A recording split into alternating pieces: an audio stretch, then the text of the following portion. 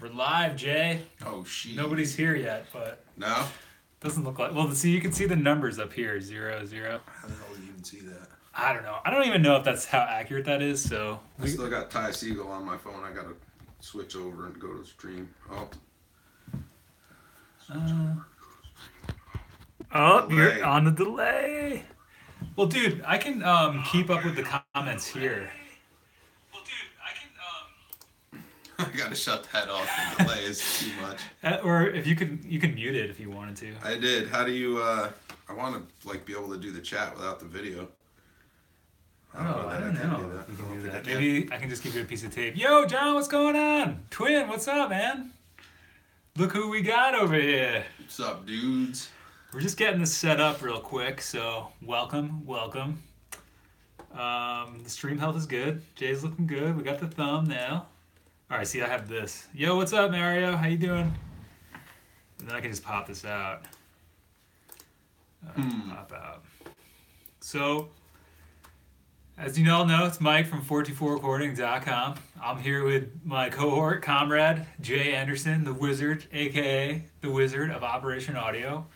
And we're just chilling. We're going to be taking some questions. I'm going to be interviewing Jay about his musical exploits and his experience over the years. So if you guys have brought any questions, feel free to hit the comments up. I'm just going to put out a quick couple blasts to get some people, tell people we're on the air. So I want to start out tonight. Mike and I have been talking about this thing for a while. Sort of want to get some feedback from you guys. So there's the idea of, the 424 and 414 preamp as the,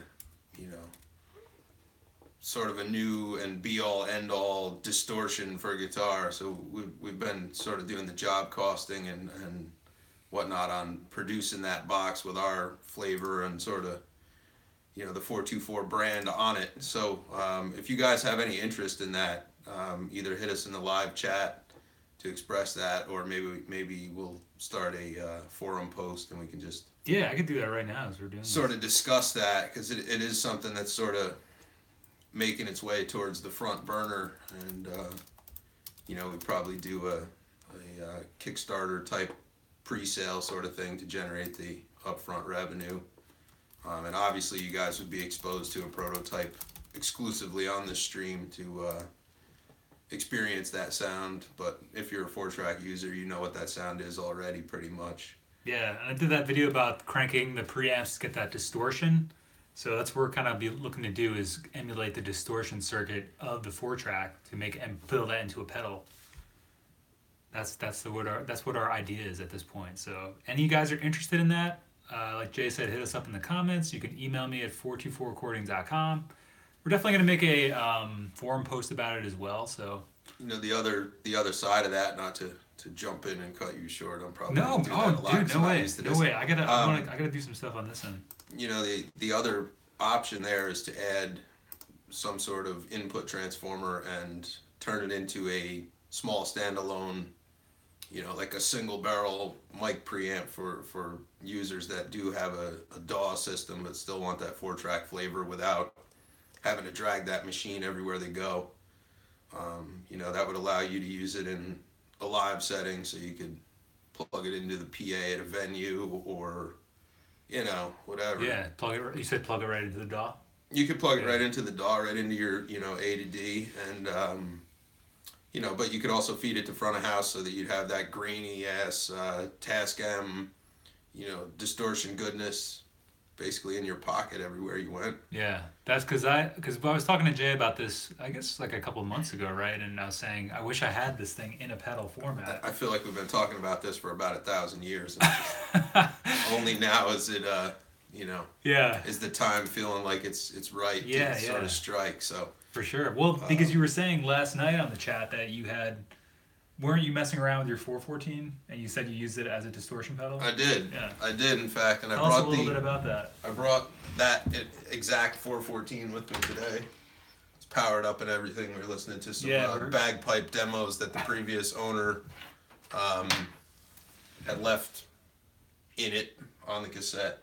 But basically, I just plugged, Hey, Nicholas. I basically plugged my guitar into the back panel input with the trim maxed out, fed it to channel 1, used the effects send as the send to my DAW so that I had a little bit of extra volume control, and I slammed the front end. Red lights all the way, even with the strings not muted. It was, I'm pushing at least the first red. So when I dug into that thing, it was slammed. But yeah, that's what's awesome is Jay came across these two 414s, so he's gonna let me hang on to them so we can do some vids. And the other one's actually right over there. Yeah. I also brought some other little pieces to show you guys tonight too. Yo, what's going on, Nicholas? I don't know how to do this thing, so I just kind of talk over myself. I'm fucking terrible at this. Well, I can moderate here, What does that Jay. say? I'll moderate from the comments because I know people are going to have questions for you. So, good. First question, we want to say hi to John, Twin, Mario, Catface, what's going on? Matt's here, Skizzo, and Nicholas, and I'm sure a couple of other guys are out there too. Yeah, actually, yours, it looks way better on your screen than it does trying to watch it on my phone. Dude, so don't worry about it. I think I'm gonna axe shut the it phone. down, man. Because I have the live chat right here, and I can make it even bigger. Plus, I'm watching myself on it's on time delay, which is the worst the thing audio ever. is all messed up. So, Yeah. all right, we're gonna go ahead and take our first question. If you guys are just joining us, I'm Mike from 424 Recording. As you probably all know, this is Jay the Wizard in person, in the flesh. We're just interviewing him, asking him some questions. We've been asking you guys all week to bring some questions of your own. So if you have any questions for Jay, leave them in the comments, and we're gonna get to them. All right, so there's a question on your board from Catface. Can you even source the pre's easily, or do you need to scrap old 4-tracks for parts? Basically, the parts that make up the front end of the 424, 414, pretty much all of them are based on sort of antiquated chip technology, and you can buy thousands of them for $10 or whatever. It's a 4558 dual op amp, which is about as generic as it comes, but you find them in everything from mixing consoles to headphone amps to DVD player output sections, whatever. They're plentiful, and they're still mass produced. The beauty of using that piece though actually is that the pinout for it matches the pinouts of a whole bunch of other chips that you could do what they call rolling. So the way rolling works is you take a circuit that's built to work with one kind of chip, you take a chip that's functionally equivalent, and you plug that in instead, and you can change the flavor by changing the chip, which changes the slew rate and the whole bit. But so, and the rest of the parts are also generic. It's a bunch of resistors, some low value capacitors and potentiometers. It's all stuff you can easily put your hands on through a parts supplier. I will design custom PC boards, which is not that big a deal either. There's services to produce those once you have the CAD files. And we're talking about silkscreening some boxes too, having that done by a manufacturer. But yeah, without getting too far off topic, no, you don't have to rip anything apart to make it happen. You just need the basic schematic, and you do a layout, supplement it all with modern parts. What else you got on here? We've been talking, if some of you guys joined us late, we've been talking about, I know for a while I've been mentioning on the channel about...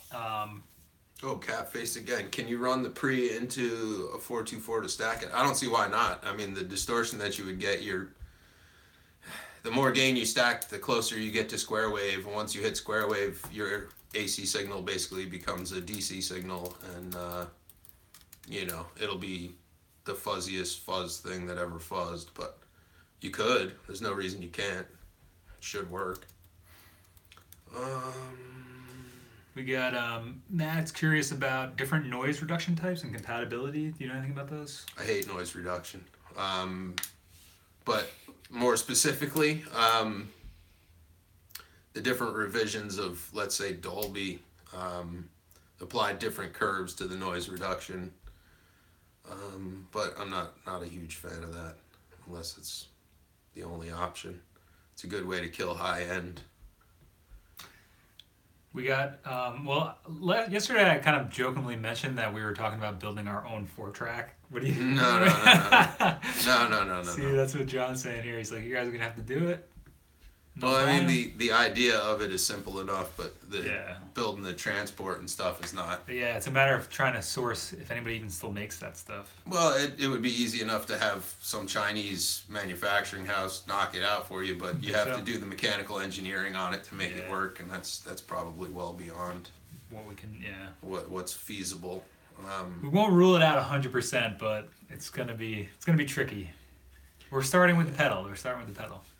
Any tips on using? Oh, I don't want to skip ahead too far. God, what is the protocol? What Mario says? What is the protocol with sync outputs? Am I supposed to get 4 isolated tracks? I'm driving, so excuse my writing. That's going to be for you. I don't know about Yeah. that one. With the sync outputs, am I supposed to get 4 isolated tracks?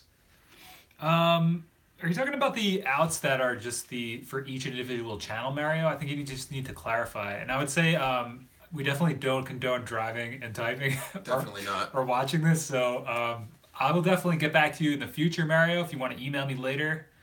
Oh yeah, I think he's talking about the direct outs too. Thank you, Exodus. Yeah, if you are using the direct outs, you will definitely be able to get all of them out of sync into your DAW, and they'll all be in sync when you bounce them out to the computer. That's what the individual outs are for.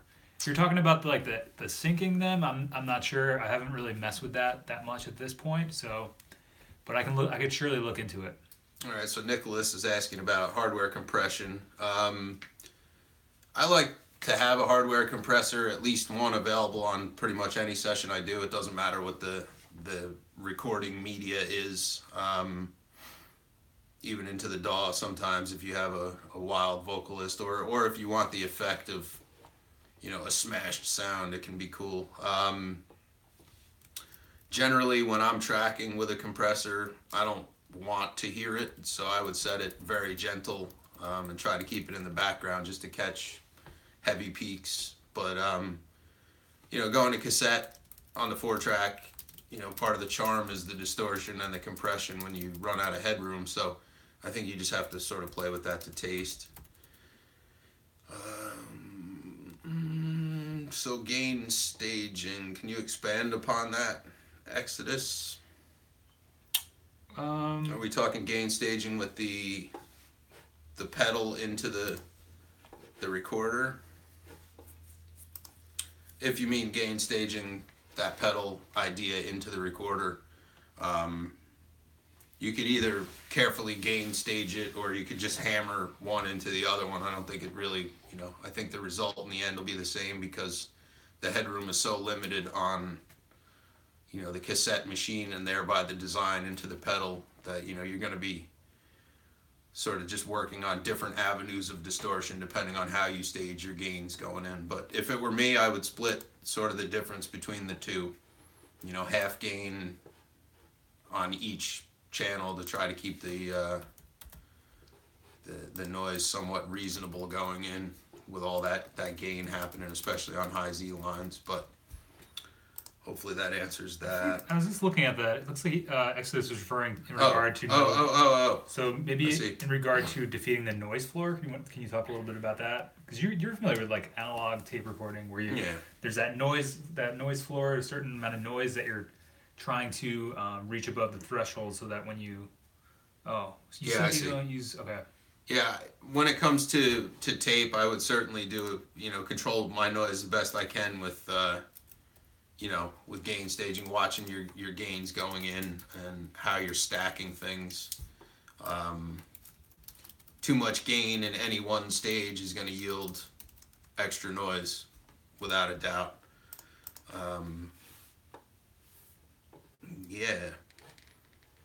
There's the RIAA tape curve, the pre-emphasis and de-emphasis curves that also get applied to most tape type media, which can help with noise, but can also induce noise if you're driving it too hard or with with too much whatever. So yeah, that's my take on that. I know clipping diodes can really kill distortion on some pedals. that be an issue with the? No, it won't, because the 4-track pre doesn't use clipping diodes. You could add clipping diodes to something like that, either diodes in the feedback loop or diodes to ground. Diodes to ground tend to kill the output and thereby some of the sound of the pedal, just based on the fact that they're conducting signal to ground. It's like a resistor above a certain voltage threshold, usually between 0.2 and 0.7 volts is forward conduction on a diode. So above that threshold, you're clipping, you're going to bleed signal to ground as much as you're going to, kind of shape the wave. What else we got? Let's see. Looks like it for the moment. Now, questions that, if you guys have any questions about what we've already talked about, hit us up. There's also a bunch of questions I had to ask Jay before the stream, so we could start getting into those if there's no questions at the moment. So one of the first questions, my friend Steve had emailed me, he wanted to ask you, and he said, Jay, as the wizard, do you miss Dorothy, the Tin Man, the man. Lion? Come on now. Okay. Come on now. Oh, he's here, Stego. That was Stego's question. I figured I better ask it. Have you? Schizo. Have I, in service, actually come across a magnetized head of a unit on a unit? I mean, not something that you could literally stick metal to, but the magnetic flux is sort of strength variable, I guess is a good way to put that. But certainly I've come across heads that after demagnetizing were 1,000% more functional than they were. So yeah, I guess the answer to that is a pretty simple yes. What else you got there? Well, yeah, because I always had a question of whether or not they got magnetized when I was demagging mine. The magnetization happens because of the ferrite particles that are on the tape itself, and the fact that all tape sheds. But when you drag two metal surfaces together for long enough and at a fast enough speed, the generation of heat and magnetic field is sort of a given, and that's where your magnetization's coming from. So, but I doubt you could measure the actual magnetic flux on most heads. It's just sort of one of those things. Yeah, because they're wondering, to the point where it needed to be degaussed. Hey, Will, what's going on? Good to see you. Looking at mic circuits, do you know where a zener would go to protect a FET? Are you trying to use a zener to protect a FET from spike voltage? Like the kind of voltage that happens when you, let's say, engage phantom power. Not sure exactly what it is you're trying to do. Yeah, I personally never noticed the reason to degauss myself after I ran that test about seeing if there was any high end loss on my machine. So I've heard very varying tales of whether the machines actually need to be degaussed, even though the manual states that they do. Some people argue that just the way that the heads are made, it's automatically demagnetizing it as it's being magnetized. I don't know the science behind that. Maybe Jay can clear that up if that makes any sense. But sorry, I'm reading ahead. I might have missed something there. Oh, okay. I was just still talking about the demagnetization. Yeah. I remember reading somewhere where it said that because of the nature of the way the three-head machine is that as the tape is running through and magnetization may be occurring as the tape is running past, I don't know, maybe one of the other heads, that it's automatically being demagnetized, or the way that it's set up. Because the magnetization, at least on my machine, doesn't seem to build up. Maybe it does, maybe it doesn't. Yeah. The idea that you're talking about is sort of a polarity-based one, that if a head is generating, let's say, a positive flux, as it passes the next head, it's generating a negative flux, which cancels out. But I'm not sure what the truth of that really is. All right, so going back to cat face. Looks like It's he's an a old follow. Fairchild FET. Apparently, it can blow up if it's not protected. So yeah, you probably want a crowbar to ground. I'm gonna guess you're gonna connect that to the gate, but I would sort of have to see what the schematic is that you're working on. If you need to protect it from a DC um, inrush, then a Zener um, with a cap after it to that gate should do the whole job. I can send you some circuits for that too through the forum if you want. Well, Will was saying he missed the chat on our own tape machine. Are you guys working on mic pre's? Well, we're sort of working on a running idea, Will, of making the 424 recording 414, 424 guitar distortion box preamp and possibly making a mic pre version of that based on the same circuit. Yeah, because we were saying that it would be almost impossible to source or to develop, like, I don't know, find somebody who's going to be able to manufacture. Well, making the transport for your own tape machine would be really tough. You know, it would be really cool though, and I don't know that anybody's actually tried it. Would be to take let's say a 4-channel or a 4-track head stack off of maybe a half-inch machine. Let's say maybe an MCI or a TAC or something like that. If you took that 4-track head stack and connected the guts of a 414 or a 424 to that instead of using the internals, the higher quality internals of that larger unit, I'd be curious to see what that actually sounded like. But I have yet to see anybody actually do that. Oh yeah. I was gonna rep the Tad Doyle Witch Ape Studios Skyway Audio brand tonight, but unfortunately my laundry is still pending and I couldn't find that shirt. So, Sub Pop it is. I hope Mr. Doyle stops by. He's usually lurking around out there somewhere. So Tad, if you're lurking, send us a let us know you're watching, what's buddy. up, man, or send me a text. Yeah, maybe text him. Maybe he doesn't know we're live yet. I'll text him and see what he says. That would be cool to ask him some questions, or if he's got questions for you. Matt said, I have a Digitakt DMAG, and since using my older 424 sounds better to me. That's awesome. Maybe I'll try using mine on my older one too, Matt. Yeah, if the forum is a great resource. I think most of you guys are already members, but if you're not, it's just 424recording.com/forum. It's just a basic message board with 4-track information. We're starting to put up some schematics. We got some manuals up there. Yeah, it's just a fun time. There's information on the cassette chain project, the other projects that we're working on, and just general recording advice, and also all things 4-tracks and discussion boards and stuff. So check it out. I included a link there for Catface, but obviously any of you guys can click it. So check it out. Yeah, Twin said get y'all butts on the forum. Oh, cool. I just texted Tad. We'll see. All right, we'll see if he shows up. See what happens. The power of... See if he hits me back. All right, catching back up. Did we come to a conclusion? I'm not sure. Chicks dig 4-tracks. Hey, that's a good one. I will definitely do that, Country Sky. That sounds like fun. John, you don't even have to Patreon the development of that pedal. We're going to do a Kickstarter sort of crowdfunder. It'll be a 10 batch. Once we have a working prototype that we've presented, we'll launch a Kickstart. Yeah. See if we can generate some interest. Yeah, and the figures on it are really not astronomical anyway. But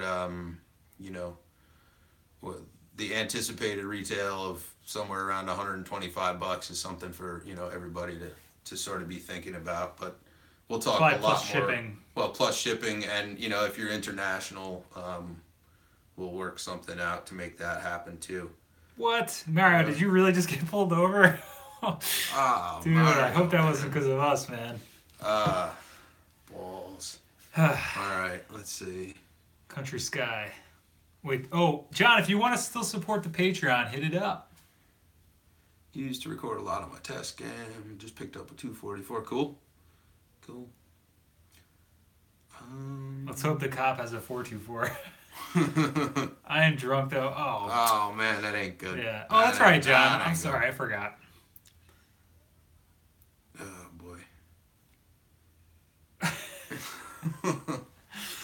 These dudes, man. Yeah. So we got a little bit of low in the action, so I'm going to show you guys a couple things. I rant a lot about weird stereo gear, and on the forum, it's sort of like a focus right now for me for some reason. But one of my favorite pieces actually is a 5 mic pre-box.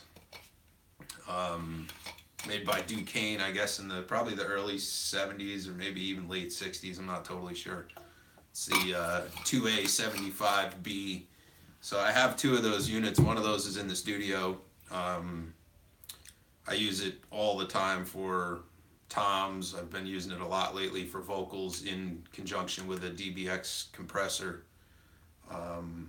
So I brought the unmodified new sort of parts one that I just got, and I think the idea is going to be to build an 8-channel sidecar based on these pre's, because there's just something that's really sort of crunchy and good about them. So I'm going to grab that box and I'll show you guys.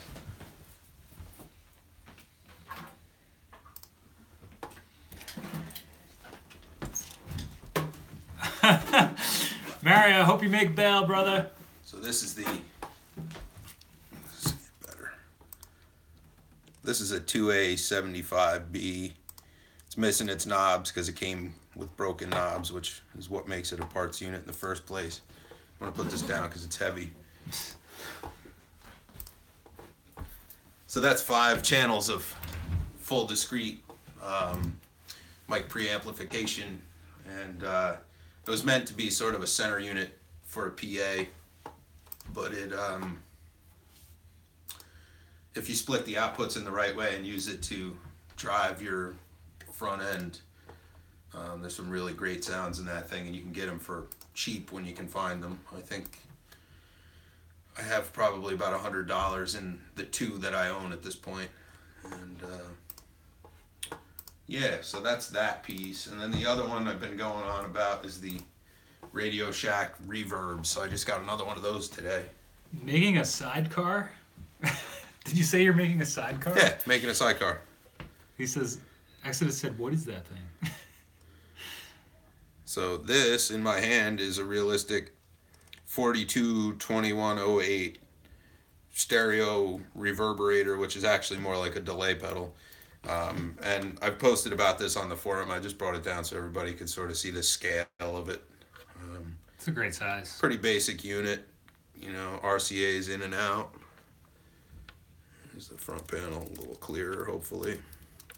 Plastic, wood grain sides, always good. Jay, what is the Exodus said he didn't catch the name of is that Duquesne? It's a Duquesne, Dukane. Dukane. And it's a 2A, all mashed together, 75B. Oh, 75B. Yeah. Found that garage sale. Pioneer. See, there you go. SR202. The Brian Wilson's here. Is that Brian Wilson from Sargadees? I bet it is. What's going on, Brian? All right, so going back up, that pre is definitely not transparent unless you use it on super low gain settings. It definitely crunches up pretty quick in a really beautiful way. It's a bipolar supply, all transistor. Yeah, a lot of headroom if you use it right. And like I said, some really great sounds. Can you scroll? Yeah, DI into 44. Did we get that one? I was just checking. I'm not sure where we are. We missed a bunch. Scroll back up a little bit. Mario got pulled over. Yeah, we got that part. I recently got my hands. 2 mic pre with the built-in high pass. I'm amazed at what the high pass filter can do. Into the 424. Well, all that low frequency that you're shedding by using that high pass really ends up being mostly subsonic anyway, which just eats up headroom, especially when you're going to a little teeny tiny little narrow track on a cassette. Yeah. I will say that Duquesne also has what they call a rumble filter, which is or a speech filter, I guess they call it on one unit, which is the same thing. It's high pass. I'm not even sure what its shelf point is. I think it's actually pretty high. It's probably like in the 150 range, which is a lot. But if you're doing a vintage style drum kit, let's say, you want sort of like a less meaty set of toms, that's a great way to get that. You want a kick that's a little thinner and a little bit more, a little more Ringo, a little less Dave Lombardo, then I would do that. Did you answer your cafes? Is the preamp transparent? Or Yeah, I did. All right. He's not sure if it's good in a lo-fi way or if it sounds like Special K. I'm assuming the serial. Not well, look, I can, if you want to hear what that sounds like, what that pre sounds like, we'll link you to a couple of things I just did with it. Worked with this sort of indie rock band recently that they wanted a big open sort of natural drum sound, so I kind of went Steve Albini with that. Bunch of ribbons out front and some weird shit, and but that represents the toms and a lot of the room sound of the drums, and then the vocals on that whole record were cut through that also. JMA was, hey JMA, what's going on? Good to see you again. He's wait, we're right here. So the Pioneer 202 found at a garage sale. Absolutely, that's amazing. And if you need service docs, I've already added those to the forum. Yeah, let me I'll put the link in the. I'm not sure if I put the PDF or just the schematic image of that, but all of those units have mod potential, and that's under the schematics. It's under Tech Info schematics. Oh, sweet. SR2. Actually, I have the 202W. I'm not sure what the difference in revision is, but either way, should be right around the same deal.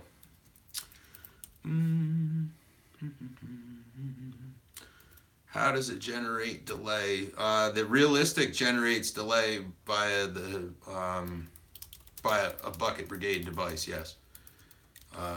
That one, I believe, is the MN3007, if I'm not mistaken. And it's a 3101 clock chip. I know that for a fact. It is Brian from Sorgers. That's cool, man. Yeah, it is. Welcome to the channel. Hey, Brian, what's up? Did we get this one? Have you guys ever seen videos by YouTube channel? I have not. Great cassette. Yeah, I have not. We'll have to check that out. I'll add it to the list, Steve. Like preamp or what? I'm not sure what that is. Wish I could send pics here of it. I think he was talking about the Duquesne. Because actually, last he said I didn't catch the name. The Exodus, the mic pre unit is a Duquesne 2A75B. It's a 5-into-1 input impedance for the mics. I think is 200 ohms, and then it'll drive an output signal into 600 ohms at, I think it's plus 24 dBm. Quite a bit of gain. If you part it out, there's a pair of line amps in it that are identical. They could be used as master buses for something else. And it's all modular cards for the pre's, which makes it super easy to turn into whatever you might want to make it. Country Sky, if you want to send pics, hit it up on the forum. Yeah, I sent them a link. Okay, cool. BBD based, is that? I'm assuming that you're referring to the. Yeah, Bucket Brigade device is BBD based. Yep. However, the SR202 I believe was still spring. But the thing that I'm messing with, yes, is BBD based. And next time I'm here, I'll bring the Pioneer SR303, which is also Bucket Brigade. Jay, do you know anything about the Tascam 488? How it's an 8-track, but they managed to fit the 8 tracks on the cassette. I'm not sure what that technology is, but I suspect that it's sort of like a flying head thing, like they do with VCRs, where you use, the multiple heads to keep the tracking straight on such a narrow tracking band. But other than that, I don't really know. Yeah, I don't know how they do that either. I know. All I know is that we were talking about it yesterday, and I think they developed some kind of technology strictly for that. So we'll say, yo, what's the story behind the burns? Let's hear it. I don't know, man. I've had these sideburns since I think, damn, I don't know, man. Probably 2002, 3 ish, maybe. I don't know. I'll be corrected when I get home, I'm sure, but I can't remember for sure. Um, I used to keep them really short, but then when I stopped having a full time job, I decided, F it. You know, and that's what you're seeing now is compressed. That's several hours of dry. They get like, you know, you don't even know what gnarly is until you wake up in a cloud of this. But okay. Oh, we're right there. The Nevsky Prospect, guy from Chicago, does really cool indie music. I have not heard of that, Country Sky, but I'll I don't definitely know that either. check that out. Yeah, no worries on the 202 manual. I'm trying to use that part of the forum as sort of like my schematics dump and for my own reference as well as a place to sort of, you know, launch a little bit of thought and creativity on the DIY side for everybody who's using that forum and might be interested in you know, swinging a soldering iron when it comes to whatever garage sale pieces. The hi-fi world has left us with some really cool stuff that a lot of people don't necessarily mess with just because of the sort of stigma that goes with, you know, 70s hi-fi or whatever. It's not all junk, I promise you. Some of it is, some of it's gimmick, but, you know, it's all going to be situation dependent as far as what kind of sound you want. And some of it's one trick pony, you know, like that 303 that I talk about is an awesome unit, but there's no way you could use that on everything. It's like you know, it would be like trying to use the gated reverb in an SPX 90 on everything. I mean, they did it in the 80s, but 75% of what they did with it kind of sucks. It doesn't work for everything. You have to be smart about your choices, which is also why I posted a thread today talking about, you know, my ability and my willingness to sort of reamp things for people. Like, you know, if you're into like the 303 sound or you want like some crazy spring reverb tank sort of deal and you don't want to mess with the expense of collecting that gear or, you know, all the BS of trying to hook it up and get the noise out of it or whatever, you can email me and we'll talk about, you know, what tracks you want to do, and you could send things in. What's the main email? Operation Audio? operationaudio@gmail.com. I'll just put it in the comments so you Yeah, guys can. yeah. If you guys hit me up, you know, if you want to run stuff through the gear that I have and either see if you like it or just use it as a one-time effect, then, you know, send me an email and let's talk about it. I'd be happy to do it, and I think we can do it for really not much money. All right. Thanks for bookmarking the forum, Country Sky. Appreciate you. Is it 388? 388's awesome. Yeah, we've been talking about trying to get our hands on 388. Yeah, you're gonna need like 2 sets of hands to get your hands on a 388. But let's see, what do I use in terms of a DAW? I use a DAW mostly because I can't afford to be a large format tape guy.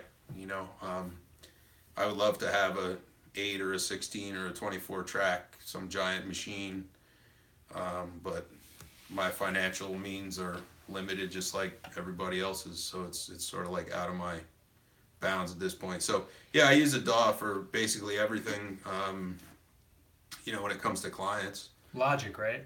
I use Logic. I'm just running Focusrite into it, but I don't use the Focusrite pre's if I can help it. I have an older Motu unit that doesn't include preamps in its front end, so it's line inputs only.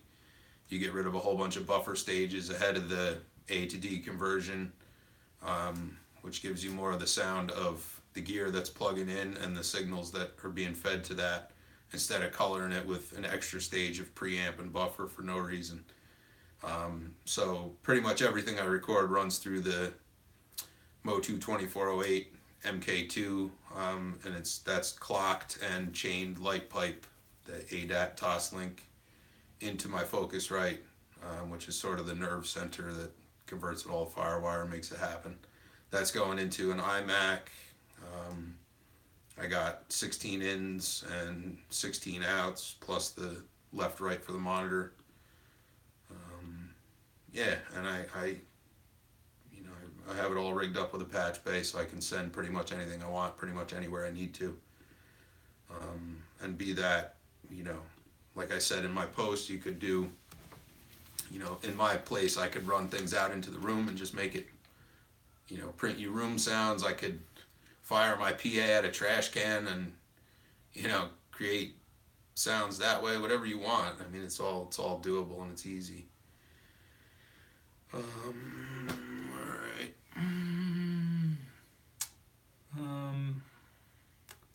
All right, so we're past that. Hey, thanks, twin. Appreciate it. I try to keep the sideburns in good shape. I had an old English lady tell me probably, 3 months ago or so that I reminded her of somebody she knew when she was a kid in England. So I took that as a compliment. Wiz, do you have a quick fix to dampen an apartment? To cut vocals, mattress, blankets, are they effective? John, if you want to dampen something for vocals, if you're having reflection trouble, find the fullest closet you have, full of clothes. Set the mic up in there and try to make sure nothing is touching that, and then sing into the closet from the room. That would be the deadest thing you can possibly do. For one of the records I made with my band, we used to track in a log cabin that my grandmother lives in. She would go to Florida and we would have the cabin for the entire winter. And her closet was full. It was a walk-in closet with a U-shaped set of bars to hang her clothes or whatever on. And I used to just set a mic up inside there. And it's actually almost uncomfortably dead sometimes. So you're going to want to temper that with whatever's comfortable. But absolutely, you could do it into blankets also. I mean, build a blanket for it like you did when you were a kid. It's the same deal. Yeah. Get a couple mic stands. Make them, like this one up here. I got my light hooked up to.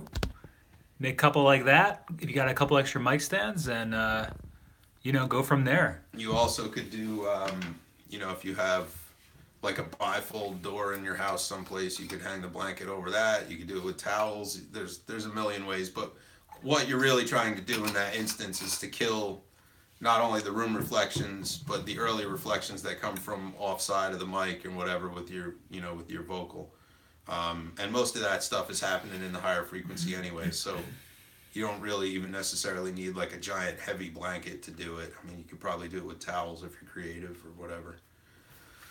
Twin wants to know, did you bring the Pioneer? I did not bring the Pioneer. I was afraid that if I brought the Pioneer, we would end up on a tangent where I was just playing with the Pioneer and you guys were sitting out there in the land of reality watching me like I'm an idiot. So I decided not to do that. We will have one though where we demo not only the realistic unit that I brought, but also the Pioneer. Mike's going to come up to my studio next time.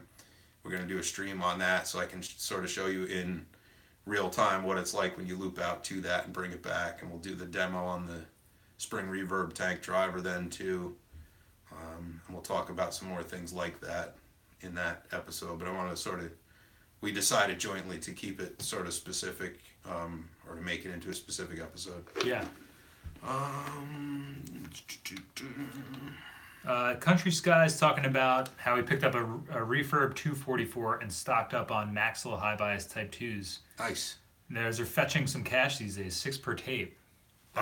I'll tell you, the best place to find old make high bias tapes is I find them in office environments. Somebody that works in like a doctor's office, ask them. There's probably a back closet that has one of the old shitty desktop dictation cassette recorders.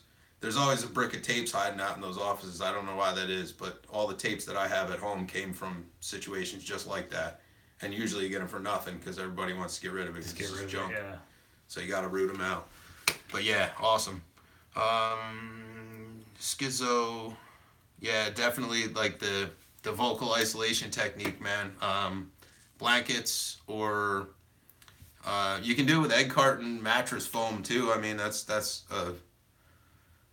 an alternative that certainly is maybe a little bit more moldable, just because it has some more body and it's easier to stick it up to things and make it stay where you want it. There's also that new product. I've seen it because of ads on my channel at one point. It's called the Chaotica Eyeball. Have you seen that thing? I haven't. It's basically just like a very well designed like foam ball or something that kind of looks like an eyeball. Well, and it's maybe about yay big. Yep. And you put the mic inside of it, Mm-hmm. run the cable out of it, and then you sing into this Ball. sphere. And it's Yeah. supposed to, I mean, it's like the Well- hip hop artists or producers use it all the time. Right. There's also the SE reflection filter, which is like the thing you see with a stainless steel yeah. screen. You could do that with a piece of egg carton foam and some coat hangers or some sheet metal and Yeah. some. There's always a way to clips. DIY it. The idea is that you want to keep those reflections, and especially early reflections, out of the mic. That's what you're trying to do. That's what the dead sound comes from. You know, every room you walk into, I have a habit of clapping my hands when I go someplace. So there's always a little bit of a slap in every single room you go to. So when you set up your reflection filter, you want to listen close to your mic signal and maybe try snapping your fingers and clapping your hands and listen to, quick recorded snippets of what your vocal is and see if any of that kickback is in there. Once it sounds just like your vocal straight, or, that snap that you did with no kind of tail or whatever to it, then that's as far as you really need to go, because that's probably about as good as it's going to get. Also, using the right mic for the job can be a big help when it comes to reflections in a room. Yeah.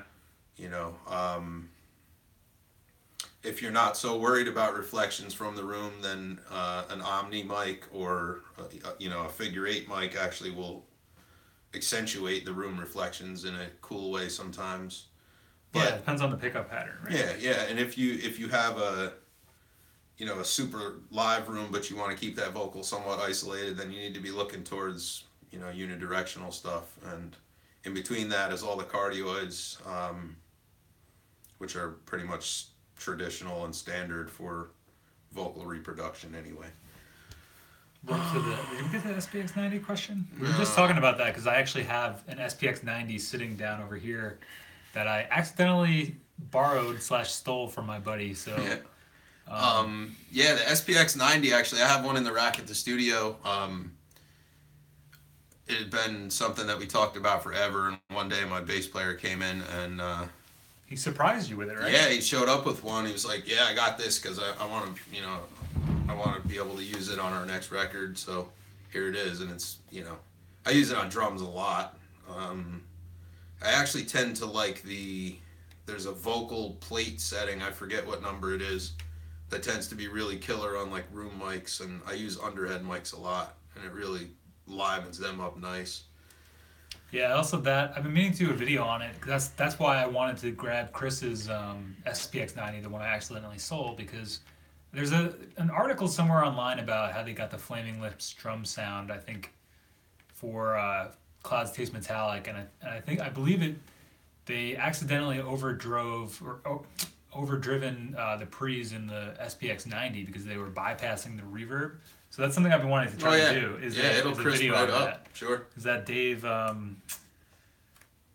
What's Dave Friedman sound of the drums of that record are through the SPX 90. So I'm gonna definitely do that at some point. Yeah, It's like a absolutely. video. I think that would be so much fun. Well, you can also, the SPX 90 has a setting in it that's, I think it's just called EQ or parametric or paragraphic EQ or something. You can use that to just barely tune, notches and things that are ugly in the drum signal. Oh, really? So you're using the brain of the thing just to do a little bit of equalization. So you got the in and the out and a little bit of EQ in the middle. Right. So it's almost like running it in bypass, because there's no true bypass on an Okay. SPX anyway. It's not like I haven't messed around with it yet. when you push bypass, it takes the effects engine out of the line, but you still have your in and your out buffer, Oh, okay. because it has to convert from analog to archaic digital and from archaic digital back to analog because of the way the engine works. So you can't ever really take that thing out of the that's line. really There's what no they're- hard bypass. Right. Yeah. Interesting. Yeah. So then I think X's was saying the 388 is $199. Yeah, man. Oof. Yeah, and 300 pounds, and you know, Who knows if it's in good shape? They're super cool though. Yeah, Someday I would love to get one of those things. Definitely. Me too. Totally pushing the Lexicon outboard multi effects unit. Yeah, the Lexicon stuff's great. I use a lot of Lexicon plugins in the box when I'm not, when I'm sort of on the fly and don't have time to create outboard reverbs. I always go to the Lexicon stuff. Hashtag not sponsored. Not at all. Not at all. MPX 100. Yeah, I mean the Lexicon stuff, the way that its DSP engine works, some of the units actually have a USB connect where you can use it as as its own DSP brain extension of your computer, so that when you use the Lexicon plugins, it doesn't load your CPU and your whatever, your buffers and that. But yeah, I like the Lexicon stuff. I mean, there's better units and there's not so great units, and it's like anything else. There's patches that suck and everything. Not a computer, yeah, okay. I'm all hardware myself. That's very cool. I wish I was all just hardware. Me too, Matt. That's sick. Cafe Cities, they know a lot of voice actors and podcasters record under blankets. Yeah, it wouldn't surprise me. With voiceover and voice acting, you normally would do that in the deadest space possible. They make sound stages for that purpose specifically. So yeah, I mean, it would make sense that you would want to minimize as much reflection as possible. Also, like recordings, radio studios are generally lined floor to ceiling with either absorption or just straight up like Oralex foam for the same reason. You don't want those reflections going out on air. So yeah. Stego, aka Steve, said, I have an amp that doesn't have an effects loop. There's a guy making pre-built mods, a bit like a loaded pick guard. Pick guard. I think it was as simple as soldering a couple wires. Have you ever heard of that? He said he found the guy, he stopped making them. I'd like to figure out how to add an effects loop.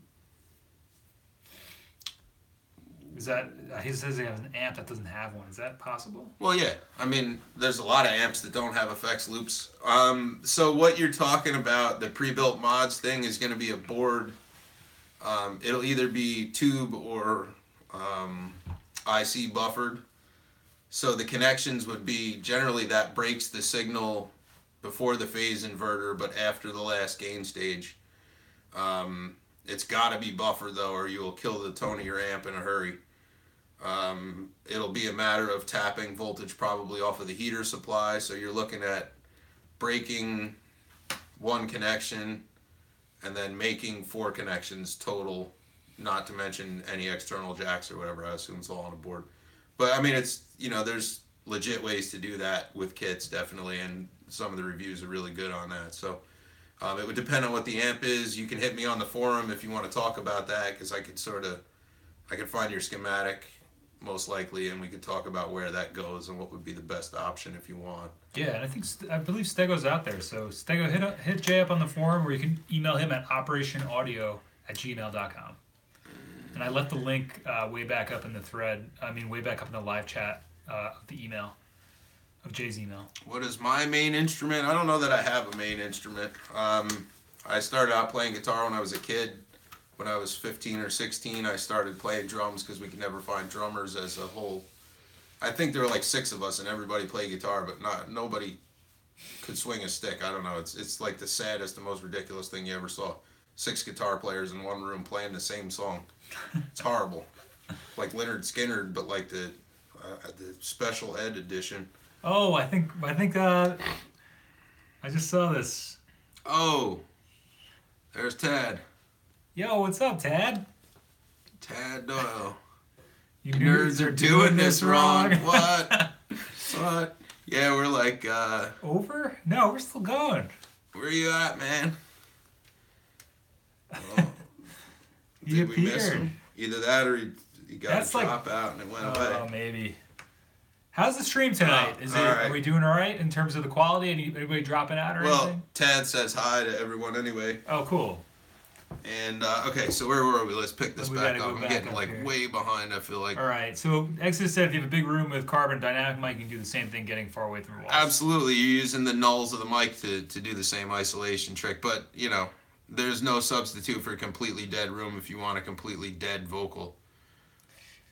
Steve said the amp he's got is the Vox AC15 VR. It has a valve in the preamp. That's all. Yeah, so I'll write that down. I'll make a post for you later on if I can find that. Cool. I'm not familiar with the solid state version of the AC15, but I did just rebuild one of the older reissues of an AC15. So Hey, Surfing, what's going on? which is why I haven't invested in more expensive mics. SM7B. I love the SM7B. It's a great mic, John. The RE20 actually is really fun too because it has a humbucking coil that sort of cancels out some of that reflective pickup also.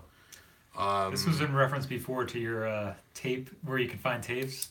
Yeah, please don't break into doctors' offices. Maybe just make friends with the office manager the next time you're having a colonoscopy or something, and whatever. Cafes. When playing individual notes on my guitar recorded to my 4-track, it sounds kind of warbly. Is there a way to stop this, or is it just natural to the cassette? That is most likely flutter and wow. Yeah. That's either a worn tape or a dragging tape path, so you might want to look at lubricating all the moving parts and maybe replacing your tape. Exodus, I think he's backing you up on the egg-filled. He said build a box with egg crate mattress foam. But yeah. You can get those, they buy them. Yeah.